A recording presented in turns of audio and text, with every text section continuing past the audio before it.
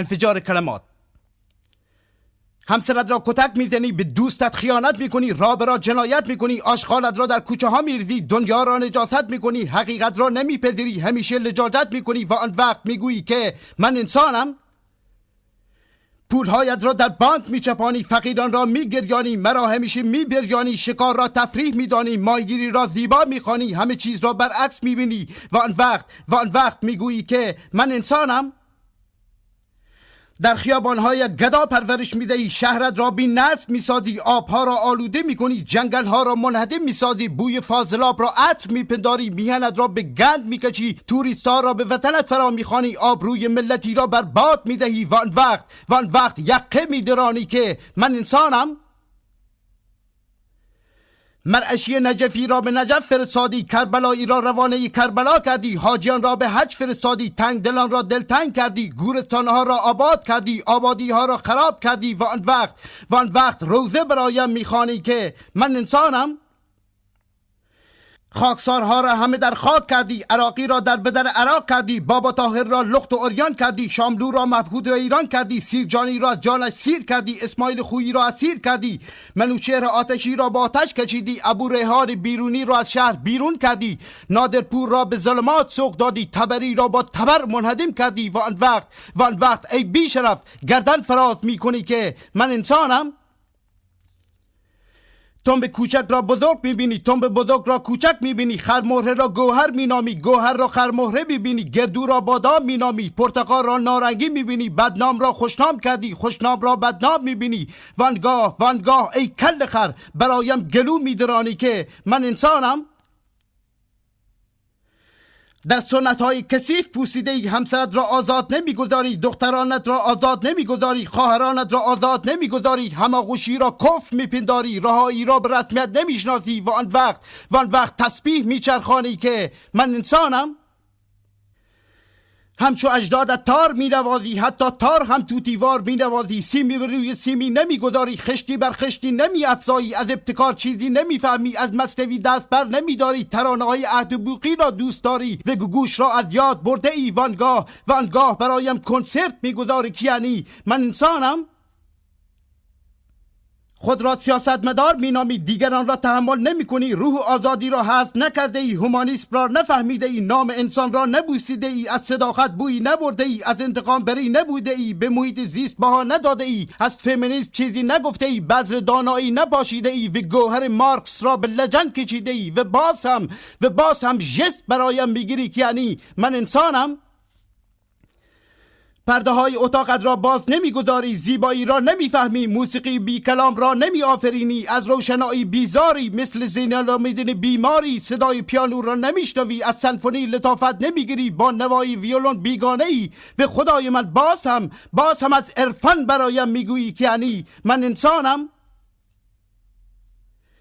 در نگاه گربه زیبایی نمیبینی، کتاب فمینیست ها را نمیخوانی، در مصرف آب صرف جویی نمی کنی، در کارهای خانه به همسرت کمک نمی کنی، دانه گلی در باغچت نمی باشی، هفتیر پلاستیک از کودکت دریغ نمی داری و باز هم از انسان برایم میگویی که یعنی من انسانم. فامیلی خود را روی کودکانت میگذاری، فامیلی زنت را فراموش میکنی، در هماغوشی کارت را سریع تمام میکنی، نگاه های غم انگیز همسرت را نمیبینی، راه حلی برای سیبیل زمختت نمیجویی، دوش به دوشی او در خیابان راه نمیروی، در جمع او را نمیبوسی، او را به گردش نمیبری، در جمع با او نمیرقصی، دستش را نمیگیری، حساسیتش را نمیدانی و باز هم خدای من باز هم از مردانگی برایم میلافی که یعنی من انسانم. نسبت به فرهنگت پرگویی میکنی، در سرکه و سنجد 7 سین تباه شده ای، از جهش میترسی، از پرش میترسی، از تغییر وحشت داری، دنبال روی میکنی، تقلید میکنی، ابتکار به خرج نمیده ای، هیچ وقت نمیگویی اگر این را با آن قاطی کنم چه خواهد شد، هیچ وقت نمیپرسی اگر آن را با این ترکیب کنم چه خواهد شد، هیچ وقت نمیدانی زیباتر از سنجد چیزی دیگری شاید باشد، هیچ وقت به جای سرکه جانشین دیگری نمیبینی، کوری کری، چشم دیدن نداری، گوش شنیدن نداری، مرداب شده ای. پدرت اسمت را غلام گذاشت، میتوانی هم اکنون نام نوینی را برگزینی، مثلا بگذاری آزاد، ولی این کار را نمی کنی. مادرت تو را عبدالغفور نام نهاد، میتوانید نام دیگر را برگزینی، ولی از این اقدام میترسی و تو ای ترسو، ای لافزن، بازم از فرهنگ برایم میگویی که یعنی من انسانم. زبان در ستایش قرآن میگوشایی ولی هرگز قرآن را نمیفهمی. بین کارگران از مارکس سخن میگویی ولی به گوهر انسانی خیانت میکنی. به انجیل عیسی توهین میکنی، ژست روشنفکری میگیری، به زیبایی مارکس میتوبی، ژست مذهبی میگیری و باسم از انقلاب برایم میلافی. یعنی من انسانم؟ من با نگاهی از عشق به قرآن می نگرم ولی هرگز در قرآن نخواهم پوسید. من با نگاهی از ستایش به مارکس می نگرم ولی از تکاپو باز نخواهم ایستاد. من با چشمانی پر از اشک به عیسی می نگرم ولی در انجیل توقف نخواهم کرد. من سبک های زیادی را در شعر می آفرینم ولی هرگز در یک سبک زندانی نخواهم شد. تو روح آفرینش را درک نکرده ای، تو قانون تکامل را حذف نکرده ای، تو آش پرشور محققان را نخورده ای، تو در تحقیق از خرد شیشه بری نبوده ای، تو تاریخ را به سود واقعیت ننوشته ای، تو دستاوردهای بشری را ندیده ای، تو رایحه آفرینش را نبویده ای، تو زیبایی عقل را نبوسیده ای، تو از شناخت و تأثیر پذیری پدیده ها عاجزی. تو نمیدانی که بودا عیسی را میآفریند، تو نمیفهمی که عیسی محمد را پرورش میدهد، تو نمیبینی که محمد مارکس را میآفریند، تو خدا را ستایش میکنی ولی نمیدانی که ناخودآگاه خود را ستایش کرده ای، تو به انسان خیانت میکنی ولی نمیفهمی که ناخودآگاه به خدا خیانت کرده ای، تو به زیبایی کهکشان نگاه میکنی ولی نمیبینی که ناخودآگاه به زیبایی عقل نگاه کرده ای، تو از دیکتاتوران انتقام میگیری ولی نمیدانی که از حماقت خودت انتقام گرفته ای، تو بیگانه ای، تو حتی با همین شعر من بیگانه ای، تو حتی نمیدانی که سادگی این شعر به خاطر پیچیدگی توست، حتی این طنز را هم نمیدانی. و آه خدای من باز هم میخواهی برایم ثابت بکنی که یعنی من انسانم؟ میدانم که من تنها خواهم مرد، میدانم که مرا خواهی کشت همانطور که خودت را کشتی، همانطور که صادق هدایت را کشتی، همانطور که ونگوک را سربینیست کردی، همانطور که فرزانگانت را به بند کشیدی، همانطور که دیکتاتورانت را ستودی، همانطور که مرا به انزوا محکوم کرده ای. یادت هست که گفتم دانه مرواریدی هم در قرآن میتوان یافت و تو خود را کمونیست خواندی، مرا یک ایدالیست نامیدی و سپس تنها و تنهایم گذاشتی؟ یادت هست که گفتم در انجیل شاخه گلی می درخشد و تو خود را ماتریالیست نامیدی و سپس تنها تر از همیشه تنهایم گذاشتی؟ یادت هست که گفتم انسانیت مارکس مرا به گریه وامی دارد و تو خود را مذهبی دانستی، باز هم زیر پایم را خالی کردی و مرا با حقیقهایم تنها گذاشتی؟ یادت هست که گفتم دانه های گیاهان کمیاب را جمع آوری کن، دانه های گیاهان وحشی وطنت را جمع آوری کن، مگذار کودک خوشبویی برای ابد در این جهان گم شود. و تو مدام درباره مدل ماشینت وراجی میکردی، از عدالت دادگاه میکنست برایم روزه میخواندی و حقیقهای جانگزهای مرا نمیشنیدی؟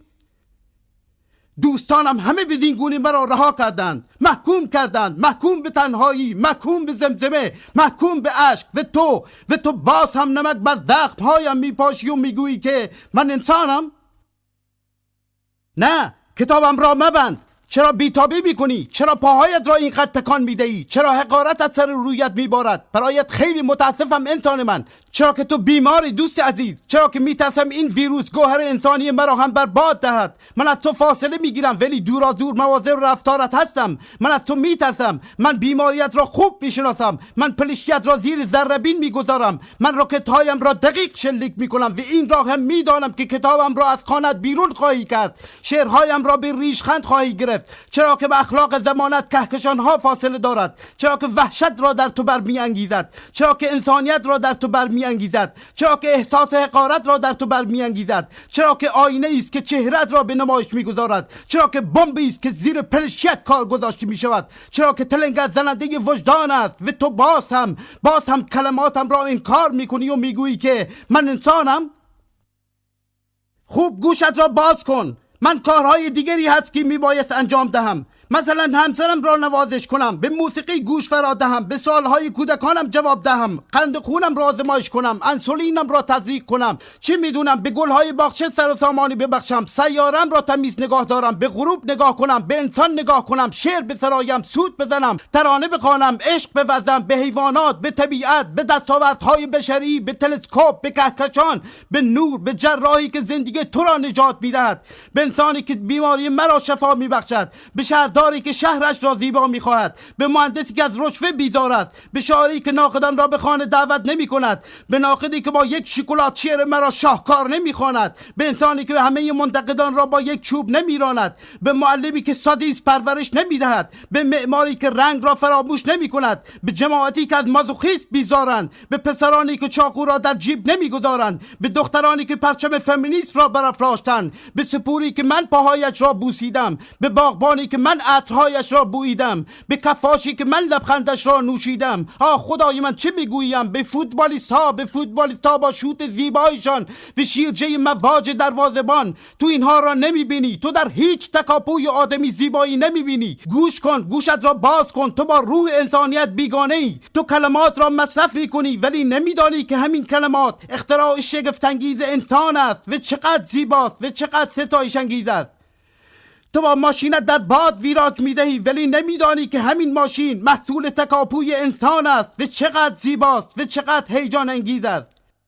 تو با کامپیوترت کار میکنی ولی نمیبینی که همین کامپیوتر ساخته ذهن انسان است و چقدر زیباست و چقدر عطرانگیز است.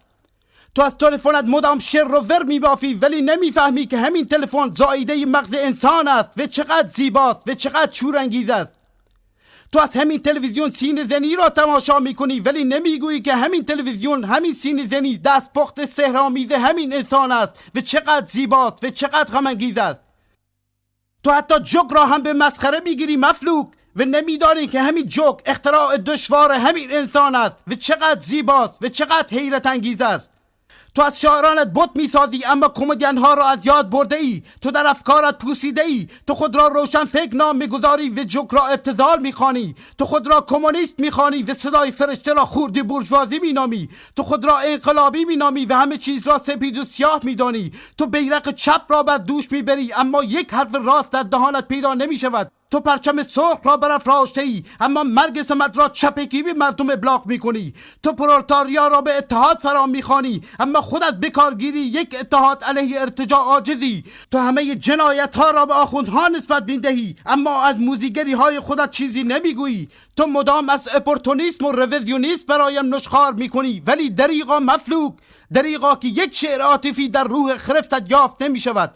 تو نام کمونیست را یدک میکشی ولی در صدای شجریان پوسیده ای. تو کمونیست های فرزانه را برگان میکنی. تو با جهالتت مرا حیران میکنی. تو همه چیز را چپکی میبینی، چپکی ها را راستکی میبینی، راستکی ها را کجکی میبینی. از کاه کوه میسازی، از کوه کاه میسازی، روزگار خودت را تباه میسازی. خدای من دیوانم کردی، سرم درد گرفته است، قند خونم بالا و پایین میشود، خستم، نومیدم، سیگار میکشم، فکر میکنم، گریم میگیرد، باید شعرم را تمام کنم، تمام هستیم را تباه کنم، زندگیم را نوعی دوا کنم تا بیماریت را شفا کنم. گوش کن، به جوانه بنفشی انسانیت قسم که هنوزم دوستت دارم، به دانایی قسم که هنوزم پاهایت را میبوسم، به نغمه های زیبایی قسم که خوانندگان من تو را خواهند بخشید. گوش کن، از من مرند، مرا از خودت بدان، از پاره های وجود خودت دلخور مشو، خودخوری مکن، از خطاهای درس بگیر، به اشتباهایت اعتراف کن. چرا به فکر خودت نیستی؟ چرا به خودت این تو ظلم میکنی؟ چرا خودت را پیش مردم بدنام میکنی؟ چرا به تنوع رنگ اهمیت نمیدهی؟ چرا کتاب را به کتابخانه بر نمیگردانی؟ چرا در مراسم درختکاری شرکت نمیکنی؟ چرا توالت عمومی در شهرت نمیسازی؟ چرا به موقع سر قرارت حاضر نمیشوی؟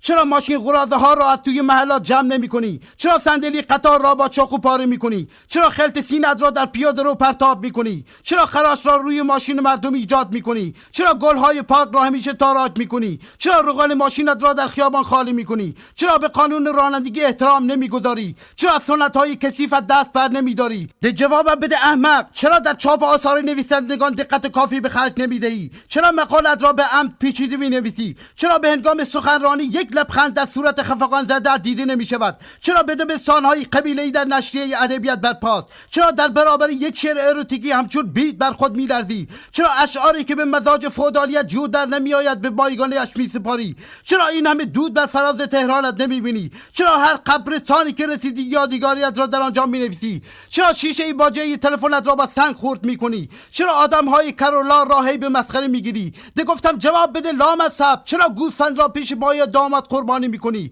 چرا خواهر نازنینت را کتک می‌زنی؟ چرا پار آجر را توی سر سگ می‌زنی؟ خواهرت عاشق شد؟ به تو چه مربوط؟ به تو چه؟ بگذار عاشق بشود. خواهرت فلانی را بوسید؟ به تو چه مربوط؟ به تو چه؟ بگذار 7 روز هفته او را ببوسد. همسر من عاشق تو شد؟ اصلا به من چه مربوط؟ به من چه؟ بگذار عاشق تو شود. این که دیگر چاقو کشی لازم ندارد، این که دیگر بحث لازم ندارد، این که دیگر بطری شکستن لازم ندارد، این که دیگر عربدی کشیدن لازم ندارد. تو خیلی چیزها باید یاد بگیری، تو خیلی چیزها باید بیاموزی، تو خیلی چیزها باید مطالعه کنی. فلسفه باید بخوانی، ارزم به حضورت جامعه شناسی باید بخوانی، آخم که تو باشی روانشناسی باید مطالعه کنی. از مازوخیسم باید چیزی بگیری، از سادیسم چیزی باید بفهمی، از هنر باید اندکی بدانی، از ادبیات خودکی بفهمی. گفتم نریز لامصب. اون آشغالت را در کوچه ها نریز، لاستیک ماشینت را در بیابان ننداز، آهوی کشورت را شکار نکن. چرا زیبایی خرگوش را نمیبینی؟ چرا قشنگی روباه را نمیدانی؟ چرا بیگناهی گرگ را نمیفهمی؟ چرا موسیقی کبک را نمیشنوی؟ چرا به دکتر مراجعه نمیکنی؟ چرا دارو درمانی دست پا نمیکنی؟ چرا رابطه آزاد جنسی اعلام نمیکنی؟ چرا همش این دست و دست میکنی؟ چرا همیشه با دست چپ کار میکنی؟ چرا با دست راست کار نمیکنی؟ راست روی روزگارت را سیاه میکند، چپ روی سرزمینت را تباه میکند. فکری به حال خودت بکن، راهی برای خودت بجوی، تارویی برای خودت بیاب.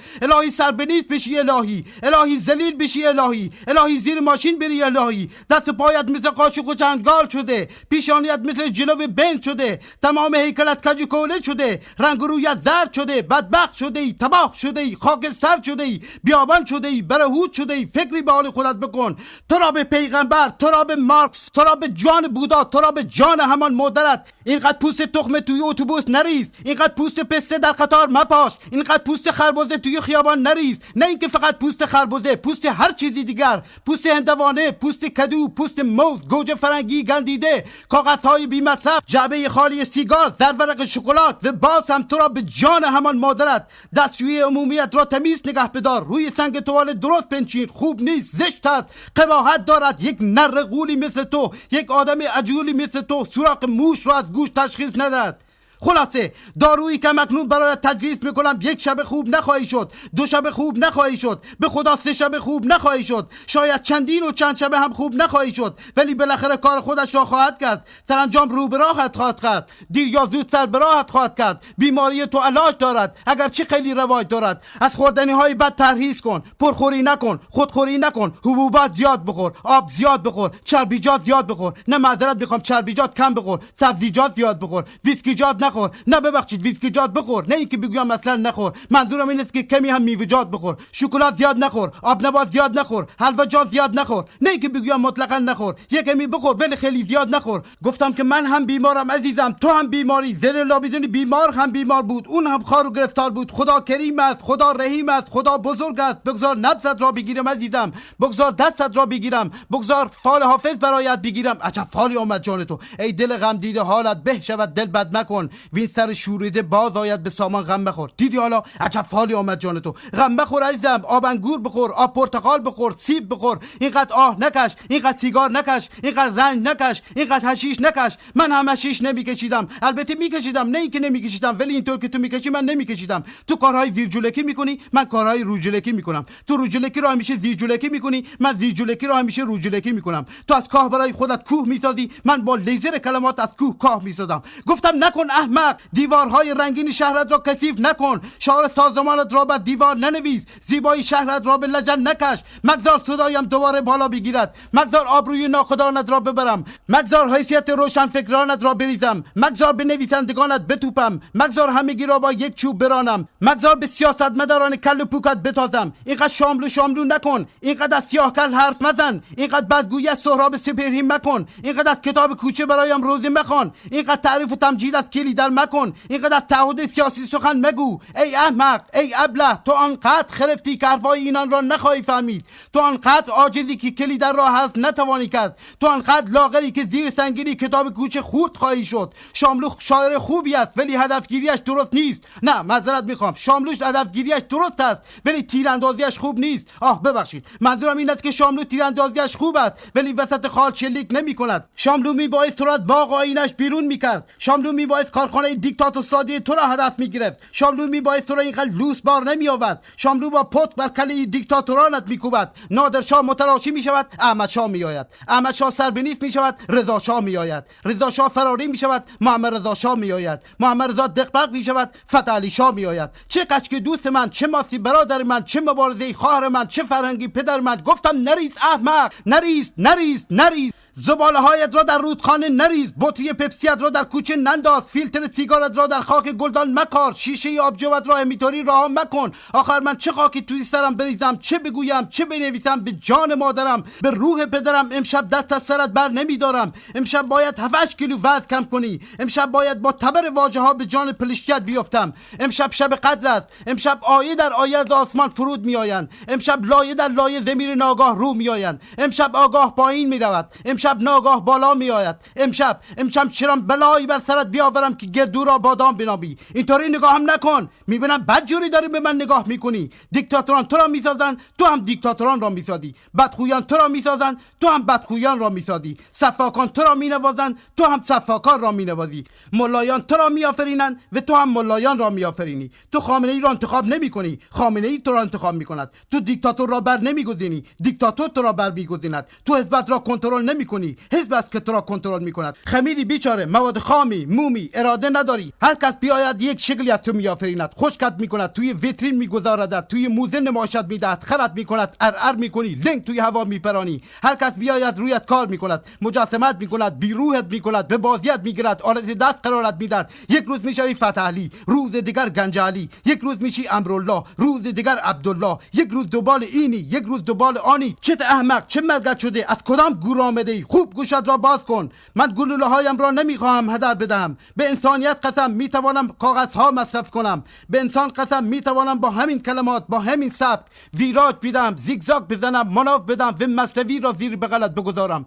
به کلمات قسم که این توانایی را در خود میبینم، به زیبایی قسم که نشستم، فکر کردم، خودخوری کردم، گریه کردم، تأسف خوردم، با اشک، با حقیق، با تنهایی تا روزنه‌ای بیابم، راهی بگشایم، سبکی بیافرینم، سبکی که کوزه باشد، البته شاید رفوزه باشد، سبکی که کهکشان را در خود جای دهد، کهکشان ابتذالت، کهکشان نادانیت، دریای لجنهایت، دنیای بیماریهایت، غمهای بی پایانت. دیگر چه بگویم احمق؟ گوش کن، اینقدر پاهایت را تکان نده. این همان انرژی رهانه شده ای توست که تو را بیتاب می کند. انرژی جنسیت بدانگاه که کفرش پنداشتی، انرژی خندت بدانگاه که بلند خندیدن را گناه شمردی، انرژی گریت بدانگاه که گفتی گریه مال زن هاست، انرژی خشمت بدانگاه که از عکس العمل عاجز ماندی، انرژی رقصت بدان وقت که رقصیدن را قباحت شمردی. انرژی بر انرژی انبار شد، کوه بر کوه سوار شد، لایه در لایه روی هم خوابید، بادکنک شدی، بمب شدی، منفجر شدی، بیگدار با آب زدی، کلانشیکوف دست گرفتی، توی ظلمات فریاد کشیدی، بیچراغ برافتادی، کل و پا شدی، 22 بهمن شدی، تکه تکه شدی، یک تکه گوشت افتاد توی آمریکا،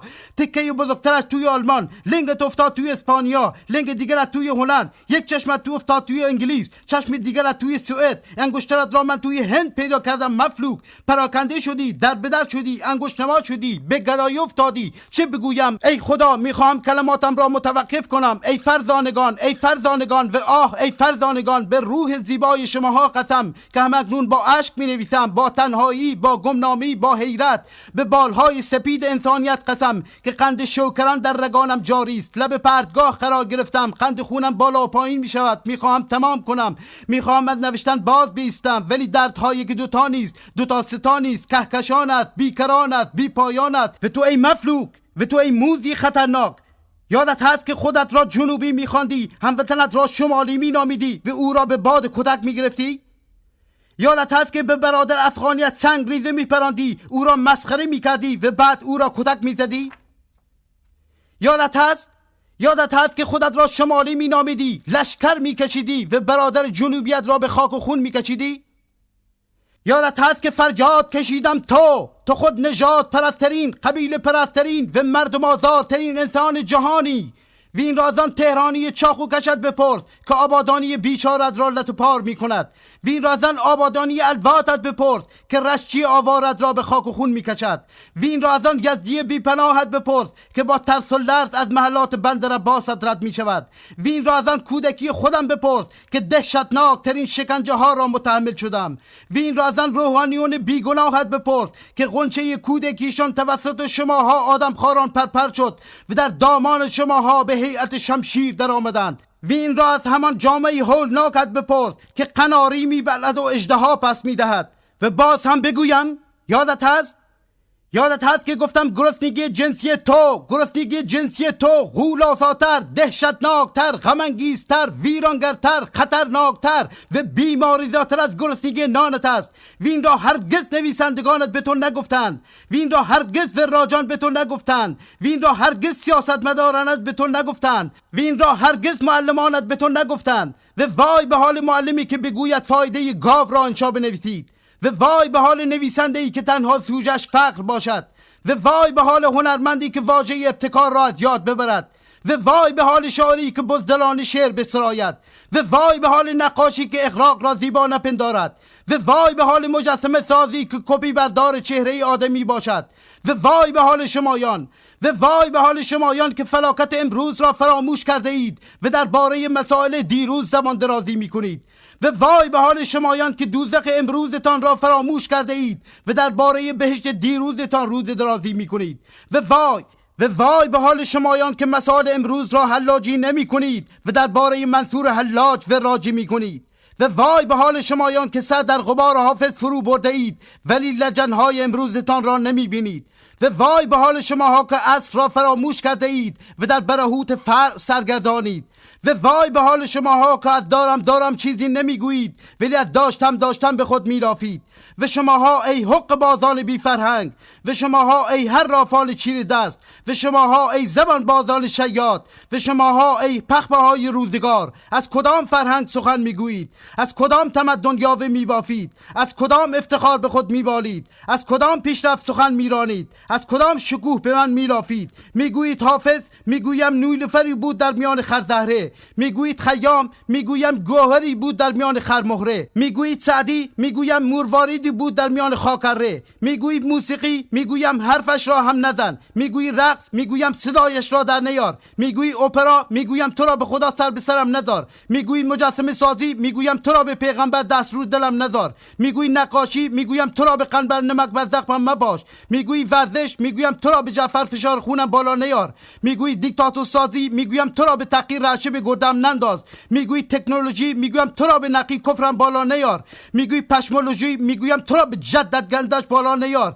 برو خجالت بکش پشمک، برو از رو برو احمق، برو کشکت را بصاف مردک، برو چاره‌ای بکن بدبخت. مگذار دوباره کفرم بالا بگیرد، مگذار از جدای آدم و هوا بگویم، مگذار از گرسنگی آدم ها بگویم، مگذار از تجاوز به مرغ ها بگویم، مگذار از شکایت مادخرها بگویم، مگذار از کفش پاره در بیابان ها بگویم، مگذار از عشق بازی در خفاها بگویم، مگذار از کهکشان ننگ ها بگویم، مگذار باز هم به رگبار ببندمت، مگذار یک خشاب کلمه رویت خالی کنم. میگویی حافظ چنان بود، میگویم تو چه خری هستی. میگویی خیام بهمن بود، میگویم تو چه گاوی هستی. میگویی سعدی دستان بود، میگویم تو چه گوهی هستی. میگویی مولوی دریا بود، میگویم تو چه پخی هستی. چرا از این همه گنج ها استفاده نمی کنی؟ چرا از این همه فرزانگان یاد نمیگیری؟ چرا از این همه منابع فرهنگی درس نمیآموزی؟ چرا میراث نیاکانت را به کار نمیگیری؟ ایران تو یک از ثروتمندترین سرزمین‌های دنیاست احمق. ایران تو شگفت‌انگیزترین معماری‌ها و شکوهمندترین تمدن‌ها را آفریده است. ایران تو باهوشترین فیلسوفان و فرزانه‌ترین شاعران را به دنیا تقدیم کرده است. ایران تو سرزمین شاعران لقب گرفته است بی همه چیز. چرا میهری شکوهمندت را به قبرستان بدل کرده ای؟ چرا سرنوشتت را به دست عبدالغفور سپرده ای؟ چرا همسرانت را در چادرهای سیاه پیچیده ای؟ کشور تو ظریف‌ترین رنگ‌ها بر گنبدهایش می‌درخشد. کشور تو شادترین رنگ‌ها بر قالی‌هایش نقش کرده است. کشور تو متنوع‌ترین لباس‌ها برای زنانش تهیه دیده است. پس چرا نمک نشناس؟ چرا زنانت را در رنگ‌های سیاه زندانی کرده ای؟ چرا پترات‌های مرجع تقلیدت را باور می‌کنی؟ چرا برای شستن کون خودت هم توزیع المسائل را ورق می‌زنی؟ چرا سرزمین خیام‌ها را به هیچ گرفته ای؟ تقصیر از آخوندها نیست احمق. حرفهای سیاست بازان را باور مکن. درس‌های شیادان را نشخوار مکن. آنان هندوانه زیر بغلت می‌گذارند. آنان مسائل را یک بعدی ارزیابی می‌کنند. آنان اطلاعات دروغ در اختیارت می‌گذارند. تو را به شورش فرا می‌خوانند. تو را به انتقام تشویق می‌کنند. مبارزه مسلحانه جلو پایت می‌گذارند. فاجعه برایت می‌آفرینند. اسلحه دستت می‌دهند. شیر سرت می‌مالند. خرت می‌کنند. شهیدت می‌نامند. رفیقت می‌خوانند. گوش کن. جرثومه تباهی را در درون خودت باید جست احمق. این را هرگز سیاست بازان به تو نمیگویند. این تو هستی که دیکتاتوران را به قدرت میرسانی. این تو هستی که دیکتاتوران را تعویض میکنی. این تو هستی که سرنوشتت را به دست جلادان میسپاری. این تو هستی که از کودکانت انسانهای شرور میسازی. مگر همین تو نبودی که خمینی را روی دست بلند میکردی؟ مگر همین تو نبودی که از هیتلر کوچولو اژدها ساختی؟ مگر همین تو نبودی که برای استالین پرچم تکان میدادی؟ تو میتوانستی از خمینی یک فوتبالیست بسازی. تو میتوانستی از هیتلر یک نقاش بسازی. تو میتوانستی از استالین یک جراح بسازی. چرا نسبت به آشی که خودت پخته ای سر و صدا را میاندازی؟ چرا شرارت‌های خودت را به دیگران نسبت میدهی؟ چرا از دیکتاتورانی که خودت آفریدی میخوای انتقام بگیری؟ آنان را هر طور که خودت صلاح میدانی کنار بگذار. آنان را هر طور که خودت بهتر میدانی سرنگون کن. آنان را هر طور که انسانیتت حکم میکند ببخش. به دنیا اعلام کن که دیگر آدم شده ای. به دنیا اعلام کن که دیگر آلت دست قرار نخواهی گرفت. به دنیا اعلام کن که دیگر کمونیست ها را سینه دیوار قرار نخواهی داد. به دنیا بگو که دیگر مسلمانان را حلق‌آویز نخواهی کرد. به دنیا ثابت کن که دیگر بهائیان را فراری نخواهی داد. به همه اعلام کن که دیگر مسیحیان را ترور نخواهی کرد. به همسرت زور نخواهی گفت. به حیوانات صدمه نخواهی زد. سینما رقص به آتش نخواهی کشید. گول مبارزه نخواهی خورد. به همه نامه بنویس که دیگر آدم شده ای. اگر پسرت خودش را هم جنس باز معرفی کرد به عقایدش احترام بگذار. اگر دخترت لزبیان از کار درآمد محترمانه آن را بپذیر. اگر دیدی قاضی دادگاه رشوه میگیرد به مقامات مسئول اطلاع بده. اگر دکتر دیدی که مدام والیوم تجویز میکند به او اعتراض کن. اگر راننده اتوبوس سر مسافری داد کشید او را سر جایش بنشان. اگر مهندسی آهن سیمان دزدید یقش را بگیر. صندوق انتقادات در ادارجات نصب کن. صندوق پیشنهادات در هتل‌هایت بگذار. به اقتصاد از سر و سامانی ببخش. صادراتت را خوب بسته‌بندی بکن. به کیفیت کالاهایت اهمیت بده. از تاثیر رنگ بر مشتریان غافل مباش. ابتکارت را به کار بیانداز. از هنرمندان کمک بگیر. شهرت را زیبا بساز. مجسمه‌های مدرن بیافرین. میدان‌های وسیع ایجاد کن. رنگ‌های متنوع به کار ببر. فستیوال‌های بزرگ را بیانداز. پلیس‌های باسواد استخدام کن. ایران تو باید عقب ماندگی‌اش را جبران کند. ایران تو به پالایش فرهنگی نیاز دارد. ایران تو به خانه تکانی احتیاج دارد. ایران تو باید از فرهنگ پامنبریش دست بردارد. ایران تو باید فرهنگ را اختراع کند.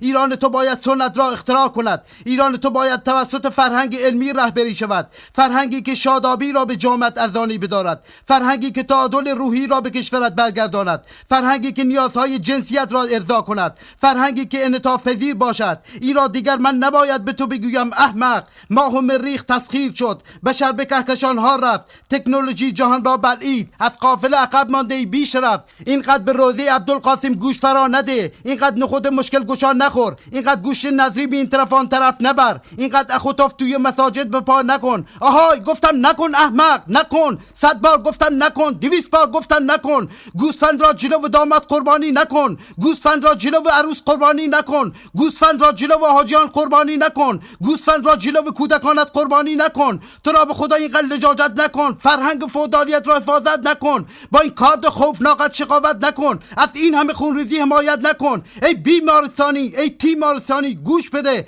میخواهم دارو برایت بپیچم، دلم برایت میسوزد، دلم برایت کباب میشود. شعارهای سیاستمدارانت را فراموش کن، موازات بند و تمانی را فراموش کن، نشریه جاده آبکی را کنار بگذار، داروهای روشنفکر نمایانت را دور بریز. داروهای خوبی نیستند، تشدید بیماریت گواهی میدهد. از رنگ رویت معلوم است، از طرز زندگیت معلوم است، از عقب افتادگیت معلوم است، از سوء هاضمت معلوم است، از طرز ازدواجت معلوم است، از گرسنگی جنسیت معلوم است. دیدی که چقدر معاینت کردم، لختت کردم، زیر بالایت را نگاه کردم، نبضت را گرفتم، آزمایشت کردم، روانت را شناختم، اعصابت را شکافتم. گوش کن، ناامید مشو، عصبانی مشو، به من اعتماد کن. بیماری تو 4 نوع است: سادیسم 1، مادوخیسم 2، انباشت انرژی جنسی 3، کمبود ویتامین ها به در بدن 4. حالا میخوای گوش کن، میخوای گوش نکن، میخوای این دارو را مصرف کن، میخوای مصرف نکن، میخوای از داروخانه ناصری دوایت را بگیری یا که میخوام 3 سال سیاکی نگیری. خلاصه این بود شعرهای من، این بود بحث‌های روشنایی من، این بود جهالت تو،